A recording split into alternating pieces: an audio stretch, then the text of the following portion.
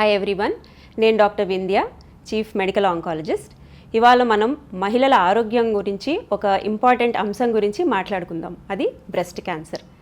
ఈ అంశం మీద మాట్లాడడం కోసం ఇవాళ మనతో chief surgical oncologist doctor Mohan Vamshi గారు ఉన్నారు. నమస్తే సార్. నమస్తే అండి. ఎలా ఉన్నారు సార్? గుడ్ సార్, ఈ మధ్య మనం వింటూ ఉన్నాం, చూస్తూ ఉన్నాం, చాలా బ్రెస్ట్ క్యాన్సర్ ఇన్సిడెన్స్ అనేది చాలా ఎక్కువ ఉంది, ఎస్పెషల్లీ మన దేశంలో. And that to young women, చిన్న వయసులోనే బ్రెస్ట్ క్యాన్సర్తో చాలామంది బాధపడుతూ మన దగ్గరికి వస్తూ ఉన్నారు. What you think we should do? మీరు అన్నట్టు బ్రెస్ట్ క్యాన్సర్ ఇన్సిడెన్స్ ర్యాపిడ్గా పెరిగిపోతుందండి. మీరు గమనించినట్టయితే 2010లో breast cancer incidence just about 78,000 to 80,000 per annum in India. ఇవాళ 2022లో Indian Council for Medical Research New Delhi వారి ఎస్టిమేట్ ప్రకారం 220,000 new breast cancer patients per annum in India. Vast increase. ఇదే కాకుండా ఇప్పుడు they say it is going to increase further. సంవత్సరానికి 30-40 వేల క్యాన్సర్లు పెరుగుతాయంట. అంటే ఇమాజిన్ చేయండి, 2030కి ఎన్ని వేల క్యాన్సర్స్ అవుతాయో, ఎన్ని లక్షల క్యాన్సర్స్ అవుతాయో.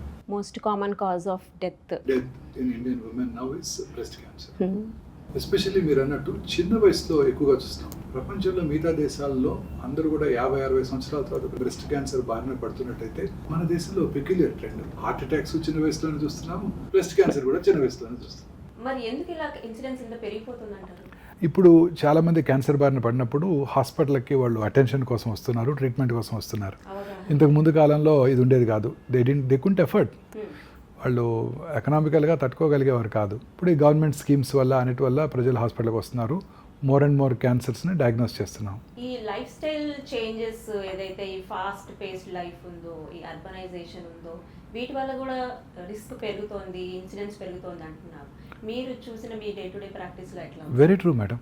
మీరు చూసినట్టయితే అర్బన్ ఏరియాస్లో బ్రెస్ట్ క్యాన్సర్ ఇన్సిడెన్స్ ఎక్కువగా ఉంటుంది. మీరు కూడా చూసే ఉంటారు ఇది. ఇప్పుడు భారతదేశంలో అర్బన్ ఏరియాస్లో ఇది కామనెస్ట్ క్యాన్సర్. గ్రామీణ ప్రాంతాల్లో ఇంకా కూడా సర్వైకల్ క్యాన్సర్ ఇన్సిడెన్స్ ఎక్కువగా ఉంటుంది. ఇప్పుడు మనం కూడా చూస్తున్నాం కదా, మన పాపులేషన్ హైదరాబాద్లో all these young employees from the software firms are all coming for treatment. అందరూ బ్రెస్ట్ క్యాన్సర్తోనే వస్తున్నారు. వీళ్ళు నైట్ టైం ఎక్కువ పని చేస్తున్నారండి. ఆ సర్కేడియన్ రిథమ్, అంటే పగలు పని చేయటం, రాత్రి పడుకోవడం అనే రిథమ్ దెబ్బతింటుంది. న్యాచురల్ రిథమ్ దెబ్బతింటుంది. అలా దెబ్బతిన్నప్పుడు ఎర్లీగా డిన్నర్ చేసి 8-9 కల్లా పడుకుంటే మీకు తెలియదు ఏముంది, మన అందరిలోనూ కూడా మెలటోనిన్ అనే హార్మోన్ ఉత్పత్తి అవుతుంది. దానికి స్ట్రాంగ్ యాంటీ క్యాన్సర్ ప్రాపర్టీస్ ఉన్నాయి. వీళ్ళందరూ కూడా రాత్రంతా పనిచేస్తూనే ఉంటారు, లేదా వైట్ లైట్కి ఎక్స్పోజ్ అయ్యి పని చేస్తుంటారు. రాత్రి లేట్గా ఇంటికి వస్తుంటారు, లేట్గా డిన్నర్ చేస్తుంటారు, ఆ తర్వాత టీవీ చూస్తుంటారు, ఆ తర్వాత పడుకునే ముందు ఈ మొబైల్ బ్లూ స్క్రీన్ చూస్తుంటారు, వాట్సాప్ మెసేజ్ ఆన్సర్ చేస్తుంటారు. 1 గంటకు పడుకొని పొద్దున్నే 9 వస్తున్నారు. వాళ్ళలో ఈ సర్కేడియన్ రిథమ్ దెబ్బతింటే ఈ మెలటోనిన్ హార్మోన్ ఉత్పత్తి అవ్వదు. సో మీరు చూస్తే వాళ్ళందరిలో కూడా ఈ క్యాన్సర్స్ ఎక్కువ చూస్తున్నాం. అలాగే వీళ్ళందరూ కూడా ఎక్కువ, అంటే చిన్నప్పుడే పెళ్లి చేసుకోకుండా ఎడ్యుకేషన్ మీద కాన్సన్ట్రేట్ చేస్తూ, లేట్గా మ్యారేజ్ చేసుకోవటం, కెరియర్ మీద కాన్సన్ట్రేట్ చేస్తూ లేట్గా ఫస్ట్ చైల్డ్ని కంటాం. లేట్గా ఫస్ట్ చైల్డ్ పుట్టిన వాళ్ళకి మీకు తెలియదు ఏమంటే రిస్క్ చాలా ఎక్కువ ఉంటుంది. అలాగే వీళ్ళ న్యూట్రిషనల్ స్టేటస్ వల్ల వీళ్ళకి అర్లీగా మెనార్ష్ వస్తుంది, ఆ తర్వాత లేట్గా పీరియడ్స్ ఆగిపోతాయి. సో ఎక్కువ ఈస్ట్రోజన్ పీక్స్కి ఎక్స్పోజ్ అవుతున్నారు. సో వీళ్ళలో ఈ క్యాన్సర్ వచ్చే అవకాశాలు డెఫినెట్లీ ఎక్కువ ఉంటాయండి. అలాగే కాకుండా వాళ్ళు తీసుకునే మిల్క్ ప్రోడక్ట్స్ అంతా కూడా they are all these artificial గా స్టిమ్యులేట్ చేసి. Very correct. ఈస్ట్రోజన్ స్టిమ్యులేషన్తో వచ్చిన మిల్క్స్ ఇవన్నీ కూడా. ఆ తర్వాత వీళ్ళందరూ కూడా ఫాస్ట్ ఫుడ్స్, ప్రాసెస్డ్ ఫుడ్స్ ఎక్కువ తీసుకుంటున్నారు, addicted to fast foods. And చాలా మంది విమెన్ ఇప్పుడు స్మోక్ చేస్తున్నారు, ఆల్కహాల్ తాగుతున్నారు. ఒబిసిటీ చాలా కామన్ ప్రాబ్లం. వీళ్ళందరిలో కూడా బ్రెస్ట్ క్యాన్సర్ ఇన్సిడెన్స్ చాలా ఎక్కువ ఉంటుంది. And not only that obesity, even if they have a ideal body wait, the body mass index చూసుకున్నా ఆర్ బాడీ కాంపోజిషన్ అనాలిసిస్ చూసుకున్నా most of it is fat. Very correct. So అందుకని వీళ్ళలో చాలా ఎక్కువ చూస్తున్నామండి. ఇంకా అదే కాక పిల్లలు లేని వాళ్ళు కూడా ఎక్కువ మంది ఉంటున్నారు. వయసు పెరిగే కొలది బ్రెస్ట్ క్యాన్సర్ ఇన్సిడెన్స్ ఎక్కువ అవుతూ ఉంటుంది. ఉదాహరణకి 8 years పైన పడిన స్త్రీలు ఉన్నారనుకోండి, ఒక ఏరియాలో ఒక 100 మంది, వాళ్ళలో 10 will have breast cancer. 90 years పైబడిన వాళ్ళు ఒక 100 ఉన్నారనుకోండి, వాళ్ళలో 16 will have breast cancer. So ఇండియాలో కూడా ఆయుర్దాయం, లాంజివిటీ పెరిగిపోతుంది. ఇట్స్ అబౌట్ 70 years కదండి. ఇప్పుడు ఫీమేల్లో 74 దాకా ఉంటుంది. ఆబ్వియస్లీ వాళ్ళలో బ్రెస్ట్ క్యాన్సర్ వచ్చే అవకాశాలు ఎక్కువగా ఉంటాయి. ఎక్కువ కాలం బ్రతికితే ఈ డిసీజెస్ వస్తాయి. సో ఇవన్నీ చూస్తుంటే don't you think we need some special clinic especially for breast to address these breast issues? Definitely అండి. బ్రెస్ట్ క్లినిక్ ఇస్ వెరీ ఇంపార్టెంట్. అంటే not only to address cancer.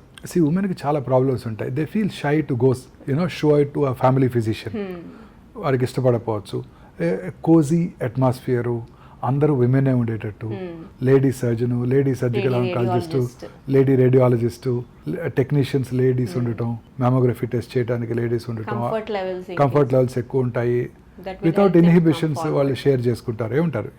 Definitely sir. Definitely many of the patients మనం చూసిన వాళ్ళు కూడా they specifically come for a female doctor to Examine them. Examine them. మన ఇండియాలో ఇది ఉంది, ఇంకా Stigma ఇంకా. స్టిగ్మా ఉంది. మేల్ డాక్టర్ దగ్గరికి వచ్చి చెప్పుకోలేరు. క్యాన్సర్ ఒకటే కాదండి, నిప్పుల్ డిశ్చార్జ్ ఉండొచ్చు, నిప్పుల్ లోపలికి వెళ్ళి ఉండొచ్చు, ఫీడ్ చేయలేకపోవచ్చు, నిప్పుల మీద అల్సరేషన్ రావచ్చు, డిస్టార్టెడ్ నిప్పులు, ఇన్వర్టెడ్ నిప్పులు, అన్ని రకాల చేంజెస్, స్కిన్ చేంజెస్, నరాలు ఉబ్బినట్టు ఉంచవచ్చు, లేకపోతే అండర్ ఆర్మ్స్లో లంప్స్ రావచ్చు, బ్రెస్ట్ యొక్క సైజులో మార్పు రావచ్చు, రెండు వాళ్ళకి బ్రెస్ట్లు ఇవన్నీ ఒకేలాగా ఉండకపోవచ్చు, చూపించుకోవాలని ఉంటుంది కానీ సిగ్గుతో inhibition వల్ల ఇన్హిబిషన్తో రాలేకపోతున్నారు. సో ఒక మంచి బ్రెస్ట్ క్లినిక్ కనుక ఉన్నట్టయితే we would be able to address all these problems. So అంటే what would be the ideal best clinic మీ ఉద్దేశంలో? A woman employee should receive them. A lady doctor must examine, preferably a lady surgeon who's trained in breast surgery. Lady surgical oncologist must handle these cases when they have cancer. And an expert surgeon can guide them. And nutritionist and psychiatric Nutritionist, counselling. counseling, radiologist, nuclear medicine specialist. ఇవన్నీ కూడా అవసరం. I think it would be the way forward ఇంకా ఫ్యూచర్లో Future ఇట్లా లో breast మన clinic అన్నది especially for Indian Indian women చాలా యూస్ఫుల్గా ఉంటుంది. సెపరేట్ ఎంక్లోజర్ ఫర్ దెమ్, ఇవన్నీ ఉన్నట్టయితే చాలా యూస్ఫుల్గా ఉంటుంది మీరు అన్నట్టు. And with state of the art equipment, as most important state of the art especially equipment. This high and mammograms with High-end AI mammogram- powered mammograms. mammograms. ఇప్పుడు కొత్తగా ఈ ఎలాస్టో మ్యామోగ్రఫీ కూడా వచ్చింది సార్. వచ్చేసిందండి. So which So- based on the elasticity and the fibrosis of the breast they tissue will be able to determine whether it is cancerous కాదా more accurate గా చెప్పగలుగుతాం. అలాగే ఈ మ్యామోగ్రామ్లో కూడా ఇప్పుడు ఏ పవర్డ్ మ్యామోగ్రామ్, అలాగే మ్యామోగ్రఫీ రిపోర్టింగ్ కూడా ఆర్టిఫిషియల్ ఇంటెలిజెన్సే చేస్తుందండి. So as soon as you finish your mammogram, within 45 seconds you will get the report. which is ఇది as good as any radiologist. it is far superior. See, this artificial intelligence, see, it's completely fed with information. దాంట్లో మొత్తం అంత information. So mammogram చూడగానే ఏమేమి problems ఉన్నాయా, మ్యామోగ్రామ్లో ఏమేమి abnormalities ఉన్నాయా, architectural abnormalities ఉన్నాయా, ఇదంతా ప్యాటర్న్ కదండి. ఈ ప్యాటర్న్స్ అన్నిటిని a has already understood. Yeah. So this called pattern reporting. So ఈజీగా రిపోర్ట్ చేసేస్తుంది, ఒక్క మిస్టేక్ కూడా లేకుండా. చాలా ముందుగానే రేడియాలజిస్ట్ చూడటానికి చాలా ముందుగానే అది రిపోర్ట్ చేసేస్తుంది. చిన్న మిస్టేక్ కూడా లేకుండా మ్యామోగ్రఫీ రిపోర్ట్ చేస్తున్నాం. ఇలా రిపోర్ట్ చేసినట్టయితే ఆబ్వియస్లీ ఏదైనా చిన్న చిన్న అబ్నార్మాలిటీస్ని పట్టుకొని దాన్ని ఫర్దర్గా అవసరమైతే అనలైజ్ చేసి, అవసరమైతే ఇంకా స్పెషల్ టెస్టులు చేసి, Like PET MR, especially PET high MR risk family history ఉన్న ఉన్న వాళ్ళకి, వాళ్ళలో, young ఎస్ females లో. Very true, very true. MR mammography, అలాగే MR mammography with dynamic contrast.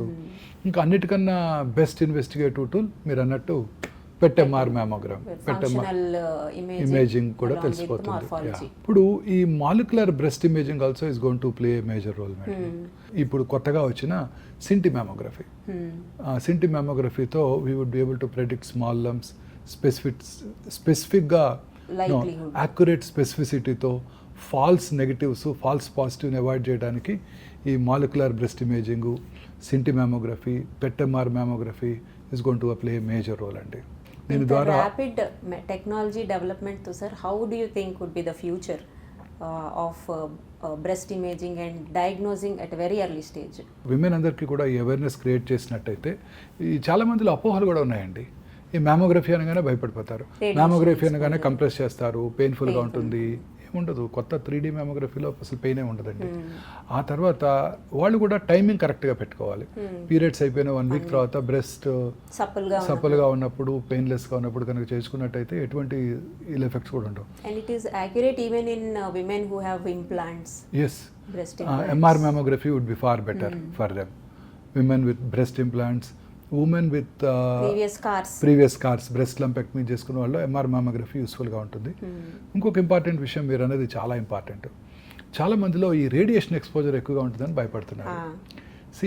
మొన్న మధ్య ఒక స్టడీ వచ్చింది, 40 years నుంచి 8 years వరకు 40 మ్యామోగ్రామ్స్ చేసుకున్నట్టయితే వాళ్ళలో క్యాన్సర్ వచ్చే అవకాశాలు 1 million మ్యామోగ్రామ్స్కి 200 అంటండి. The present day technology digital మ్యామోగ్రఫీలో రేడియేషన్ ఎక్స్పోజర్ చాలా తక్కువ. ఈవెన్ మీకు మ్యాగ్నిఫైడ్ ఇమేజ్ కావాలన్నా by the press of a button you will be able to get.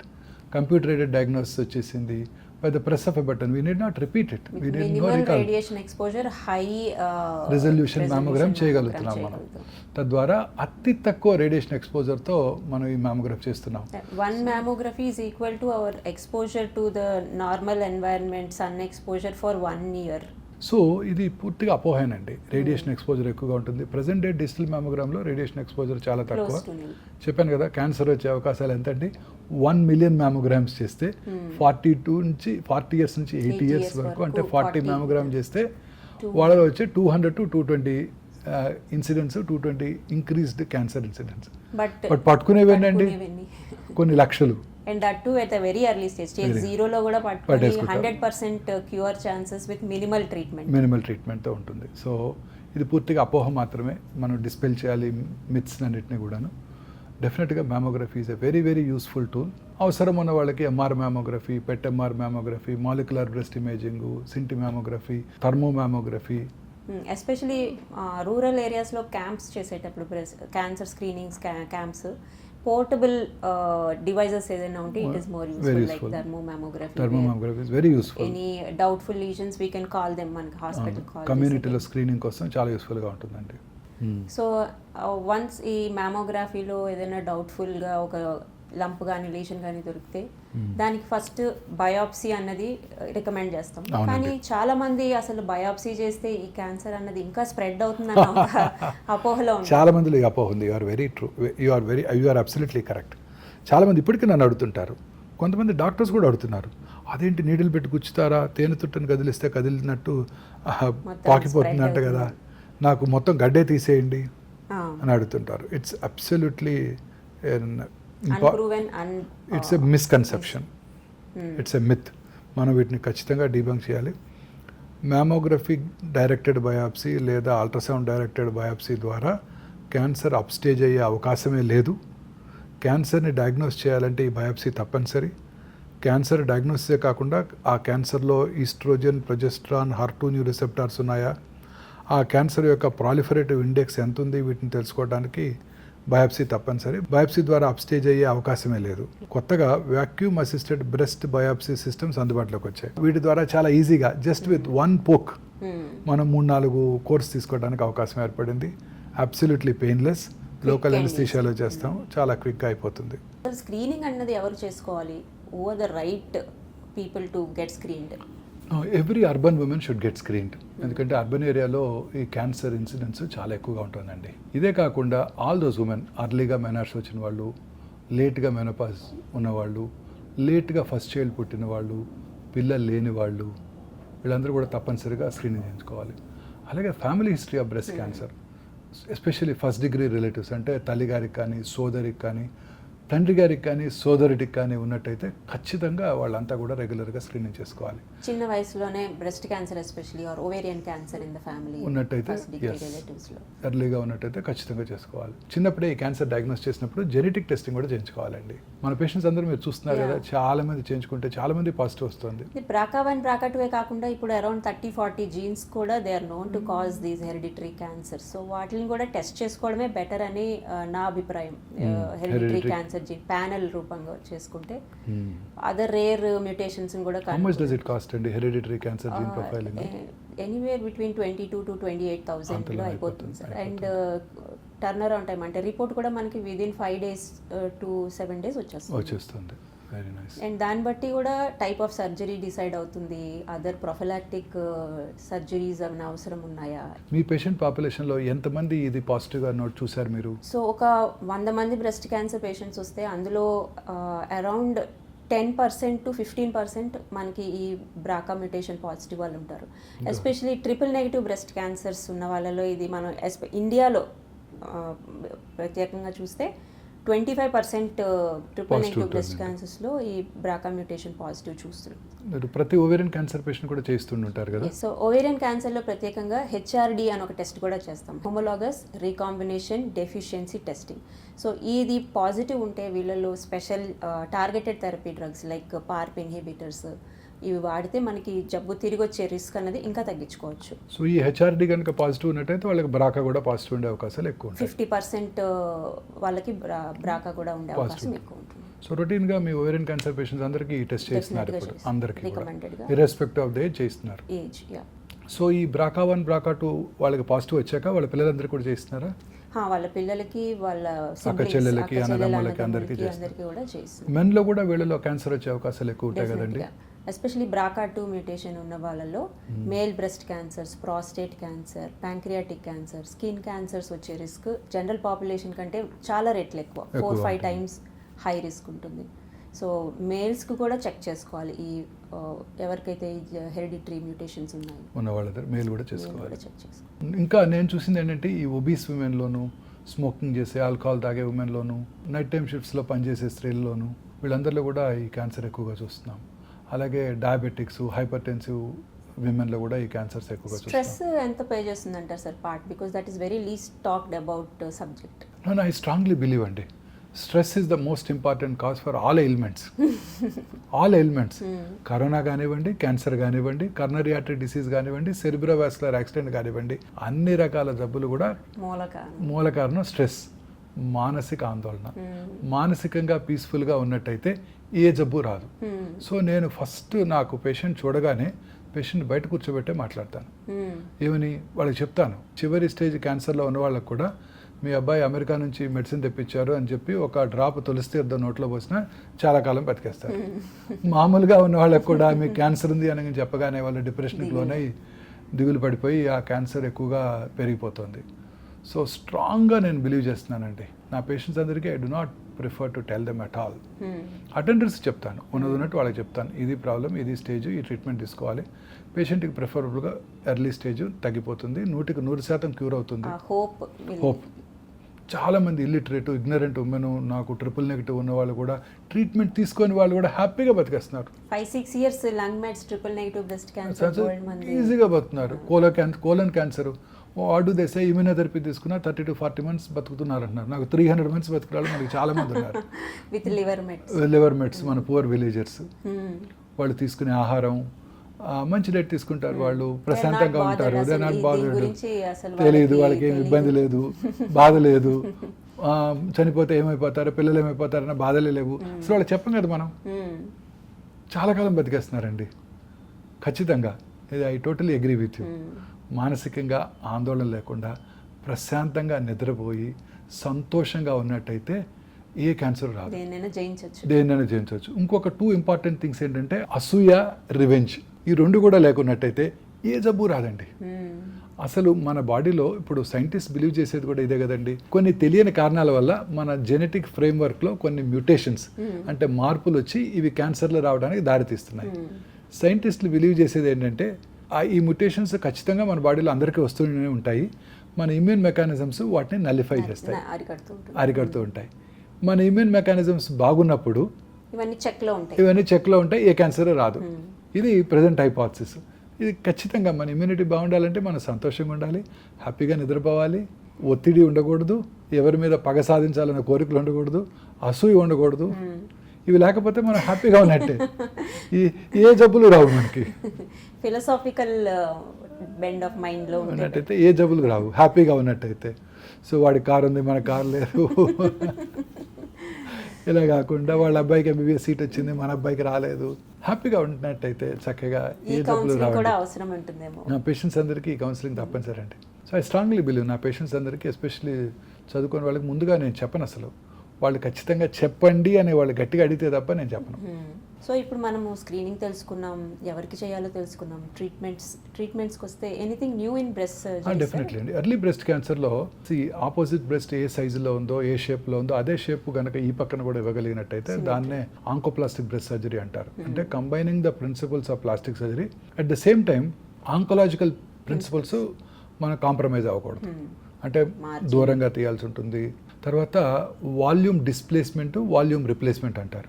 ఉదాహరణకు లంప్ తీసామనుకోండి, ఆబ్వియస్లీ అక్కడ కొంత టిష్యూ లాస్ ఉంటుంది, గుంటపడినట్టు అవుతుంది. దాన్ని కవర్ చేయడానికి అదే బ్రెస్ట్లో ఉన్న నార్మల్ ఫ్యాట్ని తీసుకొచ్చి అక్కడ రీపొజిషన్ చేయటం, లేదా శరీరంలో ఇతర భాగాల నుంచి కణజాలం తీసుకొచ్చి అక్కడ వాల్యూమ్ రిప్లేస్ చేయటం. ముఖ్యంగా ఈ వెనకాల ఉన్న లాటిస్మస్ డార్సే మజిల్ తీసుకొచ్చి ప్లేస్ చేస్తాం. దాన్ని LD లాటిస్మస్ డార్సే ఫిల్ ఇన్ అంటాం.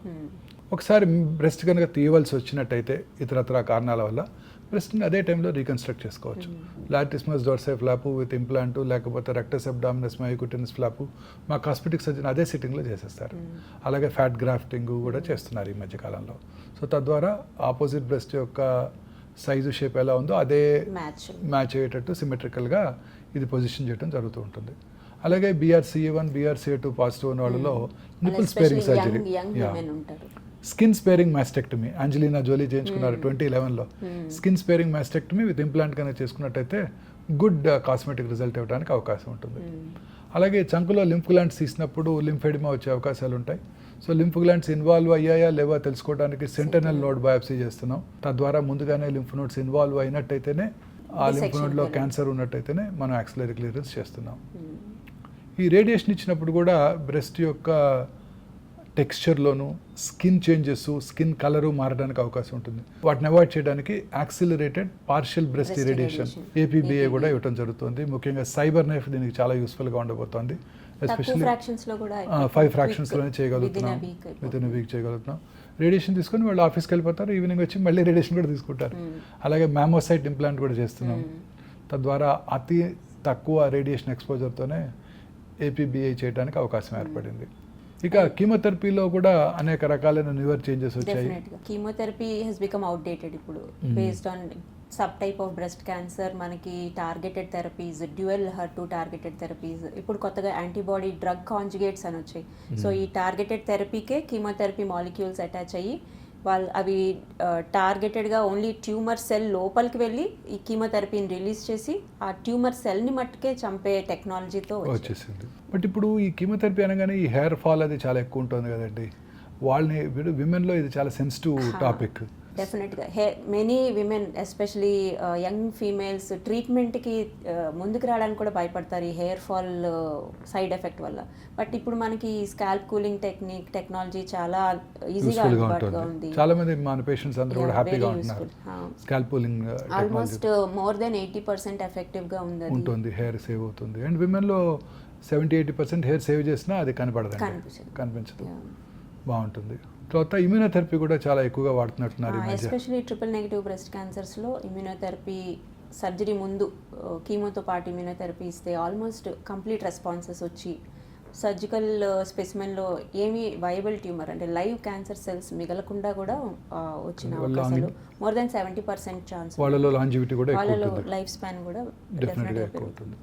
అండ్ ఈ హార్మోన్ పాజిటివ్ బ్రెస్ట్ క్యాన్సర్స్లో newer targeted therapies CDK4/6 inhibitors అని, PIK3CA ఇన్హిబిటర్స్ అని, లేట్ స్టేజ్ క్యాన్సర్స్లోను చాలా టార్గెటెడ్ థెరపీ. ఎర్లీ స్టేజ్లో కూడా పోస్ట్ సర్జరీ ఇంకా మళ్ళీ తిరిగి రాకుండా ఉండటానికి ముందుగానే ఇస్తున్నారు. 2 years ఈ టాబ్లెట్స్ రూపంలో తీసుకుంటే మళ్ళీ జబ్బు తిరిగి రాకుండా మోర్ దెన్ 70% మనం ప్రొటెక్ట్ చేసుకోగలుగుతాం, ప్రివెంట్ చేయగలుగుతాం, రాకుండా చేస్తుంటాం.